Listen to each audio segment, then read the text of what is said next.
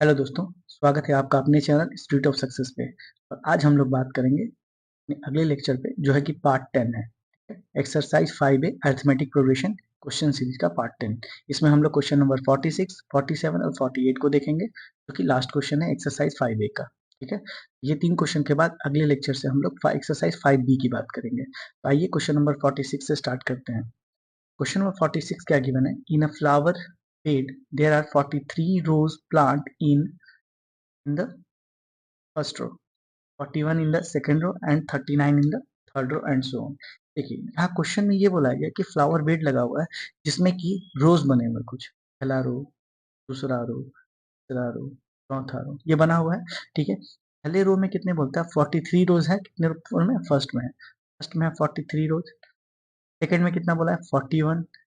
Third में 39 और उसी तरह बढ़ते जा रहा है। इसका मतलब आपको ऐसे लिखे तो ये पहला रो 43, सेकेंड रो 41, थर्ड रो 39 और उसी तरह बढ़ते बढ़ते कह रहा है 11 रोज प्लांट है। किसमें? लास्ट रो में। लास्ट रो में कितने हैं? 11 रोज प्लांट।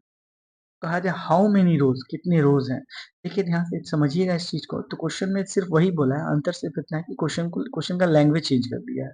ठीक है, तो इस क्वेश्चन के लैंग्वेज में बस इतना ही बताया गया है। पहले रो में 43, दूसरे रो में 41, तीसरे रो में 39 और उसके लास्ट रो में कितने हैं? 11 है। तो अगर हम यहाँ से देखें तो अगर हम इसको चेक करेंगे तो यहाँ आपको दिखेगा आपको कि ये जो हमारा टर्म गिवन है वो एपी में गिवन है। कि फर्स्ट टर्म 43 और 41 में से 43 सब्ट्रैक्ट करेंगे तो आएगा -2। -2 क्या है? आपका कॉमन डिफरेंस। और यहाँ से बात करें फर्स्ट टर्म की कितना? फर्स्ट टर्म मतलब हम ए की बात करें, ए का वैल्यू कितना? 43। कॉमन डिफरेंस की बात करें तो 41 माइनस 43 इज -2। और ये दिया हुआ है हमारा लास्ट रो। हम मान लेते हैं कि टोटल नंबर ऑफ रो है वो क्या है?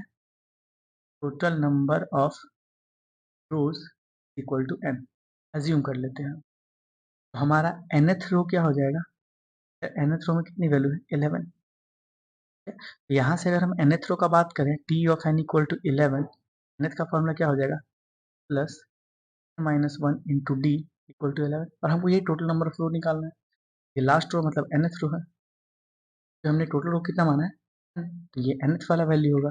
यहाँ से सॉल्व करते हैं। ए का वैल्यू कितना है? 3। n माइनस वन, एन की वैल्यू कितनी है? निकालना है। -1 डी की वैल्यू कितनी? -2 इक्वल टू कितना? 11। सॉल्व करते हैं इसको। ये यहाँ -2 है। ठीक है, 43 काम करते हैं 43 इधर प्लस में, उधर ले जाएंगे तो माइनस में हो जाएगा क्या? डायरेक्ट लिखते हैं n-1 टू -2 इक्वल टू, ऐसे 11 था बाद में इधर प्लस वाला गया 43 हो गया। यहाँ से चेक कीजिए n-1 इंटू -2 और इसका वैल्यू कितना आ गया? 11 माइनस 43 करेंगे तो 3 में से 1 गया 2, 4 में से 1 गया 3, -32। n-1 का वैल्यू कितना हो जाएगा? -32 बाई -2। माइनस से माइनस कैंसिल, 2 से 16 टाइम्स और n-1 का वैल्यू 16 है तो n का वैल्यू 1 प्लस में हो जाएगा 17। इसका मतलब हम ये कह सकते हैं total number of rose of flower bed कितने हैं? 70। हमने क्या किया? मान लिया टोटल रो को n, एन लास्ट टर्म दिया होता है 11, मतलब nth टर्म का वैल्यू 11, ए का वैल्यू गिवन है, डी का वैल्यू गिवन है, nth टर्म से यहाँ से n का वैल्यू हम निकाल दिए। सेम क्वेश्चन है, बस यहाँ एग्जाम्पल से दिया हुआ था और कुछ नहीं। क्लियर? हाँ, एक फिजिकल एग्जाम्पल ले लिया कि हाँ फ्लावर बेड लगा हुआ है, रोज के प्लांट लगे हुए हैं और कुछ नहीं। सेम क्वेश्चन था। आगे बढ़ते। नेक्स्ट क्वेश्चन बोला है कि sum of 200,800 is to be awarded four prize. देखिए इस क्वेश्चन में ये बोला है कि 2800 का कुछ पैसा है, 2800 अमाउंट है। इसको कितने लोग में अवार्ड किया गया? 4 लोग में। मान लीजिए ए, बी, सी, डी, 4 लोग को दिया गया है। और ये बोला गया है if each prize after the first, मतलब पहले के बाद जो दूसरे को प्राइज जो मिलता है वो 200 रुपया कम मिलता है, 200 लेस। प्रीसीडिंग प्राइस मतलब पहले के प्राइस से। जैसे सपोज करते हैं let the first price, first price को मानते ए मिला, सेकंड प्राइस कितना मिलेगा? सेकंड प्राइस मिलेगा पहले ए में से 200 कम। थर्ड को क्या मिलेगा? थर्ड प्राइस जो मिला है ए में से 200 पहले था से भी 200 कम, मतलब ए में से 400। फिर फोर्थ प्राइस क्या मिलेगा?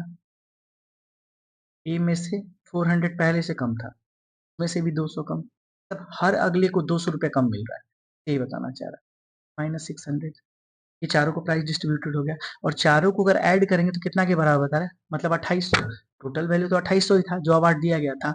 इसका मतलब अगर हम ऐड करें ए -200, ए -400, ए -600, तो ये वैल्यू कितना आ जा रहा है, 2800।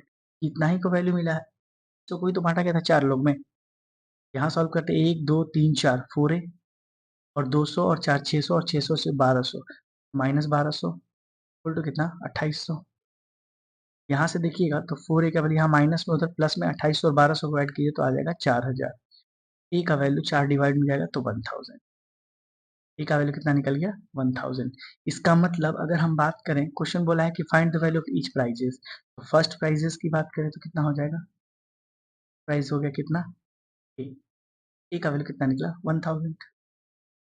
सेकेंड प्राइस हमारा क्या था, सेकेंड प्राइस की बात करें तो ए -200, अब 1000 से 200 घटाए कितना आएगा। थर्ड प्राइस का बात करें तो ए -400, ये 1000 में से 400 सब्ट्रैक्ट करेंगे, कितना निकलेगा, 600। अगर हम फोर्थ प्राइस की बात करें, ए -600, 1000 में से 400 सब्ट्रैक्ट कर दिए, कितना आया, सॉरी 600 सब्ट्रैक्ट किए, कितना आया, चारों प्राइस निकल गया। ये हमारा आंसर है 1000, 800, 600, 400। क्लियर। क्वेश्चन काफी आसान था, कुछ नहीं, 2800 दिया हुआ था, 4 लोग में डिवाइड करना था, और हर किसी को 200 रुपये कम मिला था उसके अगले वाले से, क्योंकि यहाँ प्रीसीडिंग प्राइस बोला, ध्यान समझिएगा, प्रीसीडिंग प्राइस मतलब जस्ट पहले वाले से कंपेयर कर रहा है। ओके, बात करते हैं नेक्स्ट क्वेश्चन की। ये लास्ट क्वेश्चन है एक्सरसाइज 5b का, क्वेश्चन नंबर 48 में बोला find how many integers between 200 and 500 are divisible by it. Same question है जैसा कि हमने 42, 43, 42, 43 और 44 टाइप का क्वेश्चन किया था ना, सेम क्वेश्चन है उसी टाइप का। ये क्वेश्चन बोल रहा है कि 200 से लेके 800 से बीच में 8 से डिविजिबल कितने टर्म है। ठीक है, तो 200 से 800 के बीच में अगर टर्म पूछा है तो ध्यान से समझिएगा। यहाँ पे पहला टर्म कितना, 200, उसके बाद कितना, 208, उसके बाद कितना, 216, है ना। बढ़ते बढ़ते कहाँ तक जाएगा, बढ़ते जाएगा। अच्छा, 200 से 800 से डिविजिबल है क्या, चेक कीजिए। 8 छः 48, नहीं डिविजिबल है। इसका मतलब जितना रिमाइंडर आएगा उतना घटाने पे डिविजिबल होगा, क्योंकि 500 से ज़्यादा हमको नहीं चाहिए, 500 से कम ही चाहिए, उसके बीच में पूछा है। 8 छक 48, 2 जीरो, 8 दूनी 16। इसका मतलब 4 रिमाइंडर आ रहा है, 4 को हम इसमें सब्ट्रैक्ट कर रहे हैं, जो वैल्यू आएगा 496, 4 से 8 से डिविजिबल होगा। लास्ट में हमारा क्या होगा, 496। हाउ मेनी टर्म पूछा है, तो हम मान लेते हैं कि टोटल एन टर्म है। Let total number term equal to n. यहाँ से क्या हो जाएगा, सो nth टर्म कितना हो जाएगा आपका, 496 का वैल्यू कितना हो जाएगा आपका 100, डी का वैल्यू कितना हो जाएगा 8। लगा दीजिए फॉर्मूला nth टर्म का, G of N equal to 96। G of N किसका फॉर्मूला था, A plus N minus one into D equal to 496। ये हमको एन का वैल्यू चाहिए, ए का value 200, N minus one, D का वैल्यू कितना हो जाएगा बताइए, 8, ये 496, ये 200 सब्ट्रैक्शन में जाएगा तो n minus one into eight equal to क्या हो जाएगा 196।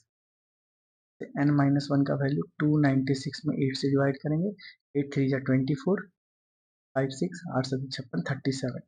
n का वैल्यू कितना आ जाएगा, का मतलब टोटल 8 ऐसे नंबर होंगे, 200 इंक्लूडेड, यहाँ ध्यान से देखिएगा हम 200 को इंक्लूड किए हैं। 38 ऐसे नंबर होंगे 200 से 500 के बीच में, जिसमें 200 इंक्लूडेड है। ठीक है, तब कितने होंगे, 38 ऐसे नंबर होंगे। लेकिन क्वेश्चन में ध्यान से पढ़िएगा, इसको बिटवीन पूछा है, बिटवीन मतलब 200 इंक्लूड नहीं होंगे, और 200 इंक्लूड नहीं होंगे तो टोटल नंबर अगर यहाँ 38 निकला है, तो इसका मतलब टोटल नंबर ऑफ टर्म कितने हो जाएंगे, total number of term between 200 and 500 is how much, 37। 37 is your, which is divisible by it, is divisible by, clear है। 38 आंसर क्यों नहीं हुआ समझ में आया। यहाँ बिटवीन पूछा है तो 200 को इंक्लूड करके हमने वैल्यू निकाल लिया था, कि 208 नहीं लेना चाह रहे थे। 208 लेने पे थोड़ा कैलकुलेशन में आगे पीछे होता है, इसलिए हमने 200 लेके कैलकुलेट कर लिया, बाद में 200 को एक्सक्लूड कर दिया। फिर बिटवीन पूछा था। क्लियर है? आंसर हमारा कितना आ गया?